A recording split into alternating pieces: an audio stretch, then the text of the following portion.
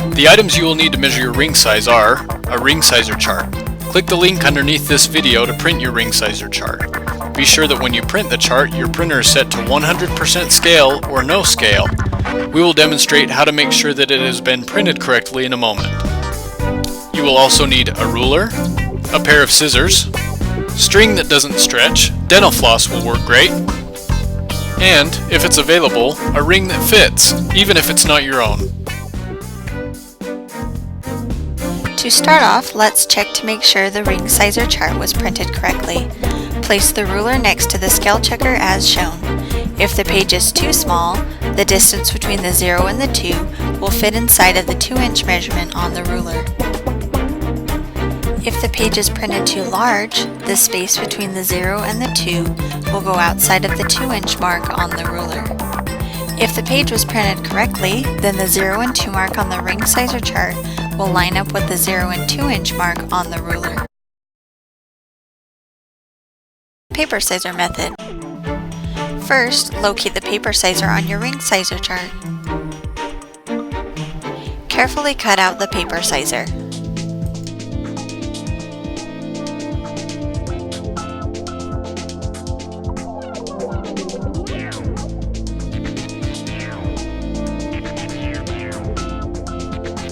Then fold the end of the paper in half on the small black line as shown. Now carefully cut out the middle section without cutting the edges. This will make a small opening for the next step.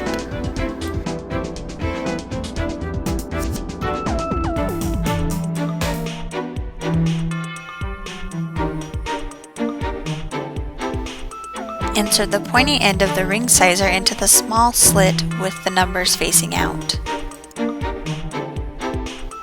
Place the sizer over the biggest part of your finger as shown and pull the pointed end until it closes around your finger. Your ring size is the number that is visible through the slit. As with the last method, do not pull too tight as this may cause the sizer to rip and give an incorrect measurement. The current ring method. When measuring a ring that already fits your finger, place the ring on top of the circles on the ring sizer chart. Make sure that you cannot see space between the ring and the circle as shown. If so, the size listed on the circle is too small. When you place the ring over the correct size, the black circle will be barely visible around the inside of the ring. This ring is a size 9. If you can't see the black line around the inside of the ring, the size listed on the circle is too big. The string method. You can either use string or floss. In this video we will be using floss. Select which finger you are going to wear your new ring on. Then take the floss and wrap it around the widest part of your finger, usually your knuckle. Make sure there isn't any slack while still being careful not to cut into your finger.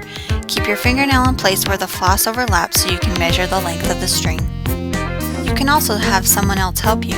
Have them wrap the floss around your finger, allowing it to overlap and twist. Then take the scissors and carefully cut the floss next to your finger, where the floss intersects.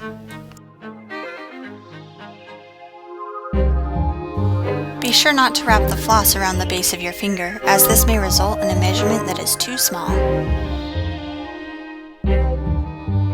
Also be sure that when you wrap the floss around your finger that you wrap it straight in order to prevent a measurement that is too long. When measuring, use the metric side of the ruler for more accurate results.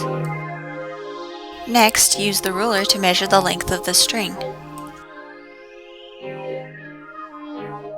Go back to the ring sizer chart and locate the size measurement scale. Use the column found under circumference and millimeters to locate your correct size based on your measurement.